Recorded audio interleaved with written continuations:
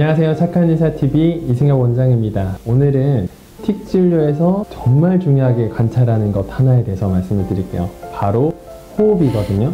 호흡은 그냥 숨 쉬는 거 아니야? 라고 느끼실 수 있겠지만 어떻게 숨을 쉬느냐에 따라서 아이의 틱이 기분이, 자율신경계가 그리고 뇌의 기능이 변화할 수 있습니다. 여기 이 호흡의 기술이라는 책 저자 제임스 네스터가 본인의 몸을 가지고 실험을 하게 됩니다. 이 저자가 이 호흡을 하는 동안에 혈압이 막 올라가게 돼요. 그리고 기분이 좀 왔다 갔다 하게 됩니다. 수면은 늘 깨게 되고 과민성 방광염이 생기게 됩니다. 그리고 기억력과 주의 집중력이 떨어지면서 본인 스스로 ADHD가 되면 이런 기분이겠구나 라고 설명을 하게 돼요. 이 책에서는 입이 아닌 코로 숨 쉬는 게 정말 중요해. 그리고 숨을 정말 끝까지 뱉어내는 것이 이 산소와 이산화탄소가 균형이 맞아야 우리 몸에서 건강을 위해서 꼭 중요해 라고 설명을 하거든요.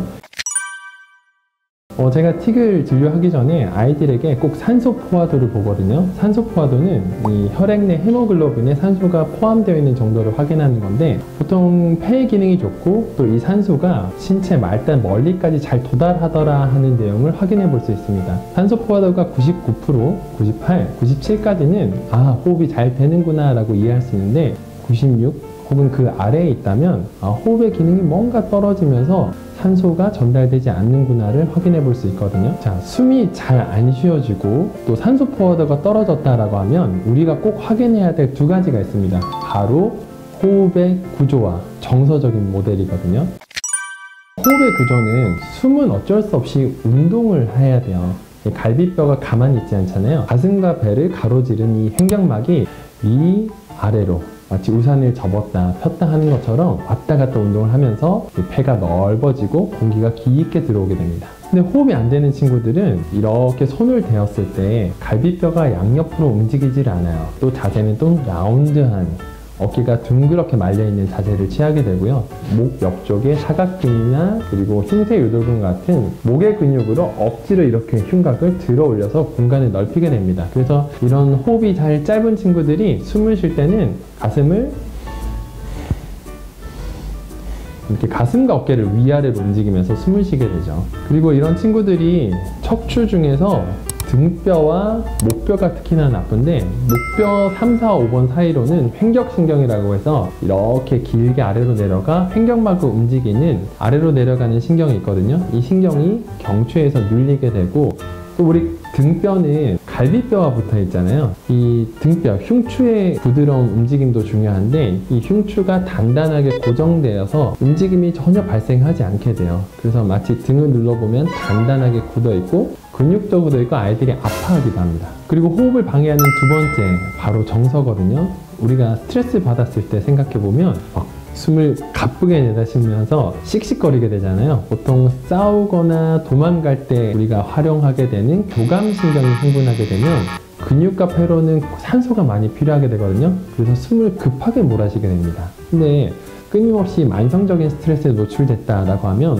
호흡이 늘 급박하게 되겠죠. 이렇게 정서적인 것도 호흡을 조절할 수 있지만 반대로 호흡도 정서를 조절할 수 있어요. 그래서 이 구조와 정서라는 두 가지 측면에서 호흡이 편안해질 수 있거든요. 호흡을 좋게 만드는 방법에 대해서 설명드릴게요. 첫 번째, 아이들이 아침에 일어나면 꼭 기지개를 시키세요.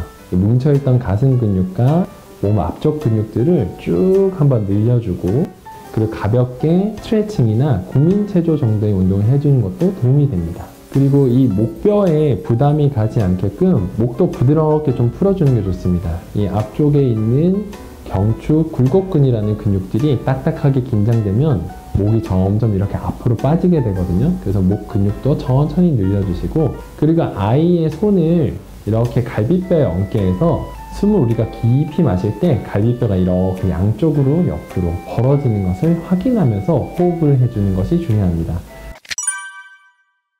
이렇게 호흡을 늘려주기 위해서는 반드시 의식적인 노력이 필요하거든요. 가만히 있을 때는 그냥 숨을 쉬고 싶은 대로 쉬는데, 복식 호흡을 할 때는 의도를 가지고 해야 됩니다. 근데 이 의도를 가진 호흡이 반복되다 보면 횡격막이 운동하는 범위가 넓어지면서 무의식적인 호흡도 역시 깊어지게 돼요. 그리고 아이가 비염이 있다면 이 비염을 치료해 주셔야 공기가 들어가는 튜브가 좁아지질 않아요. 그리고 이렇게 입이 벌어지는 구강 구조를 가져서 입을 벌리면서 자는 친구들도 있는데, 그럴 때는 구강 테이프를 붙여서 입을 다물게 도와주는 것도 도움이 됩니다.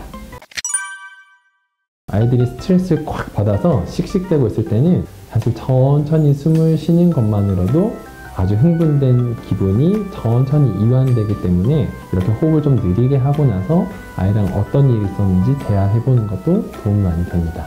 오늘은 틱 치료에 너무너무 중요한 호흡에 대해서 말씀을 드렸는데, 궁금한 점 있으면 댓글 달아주세요. 감사합니다.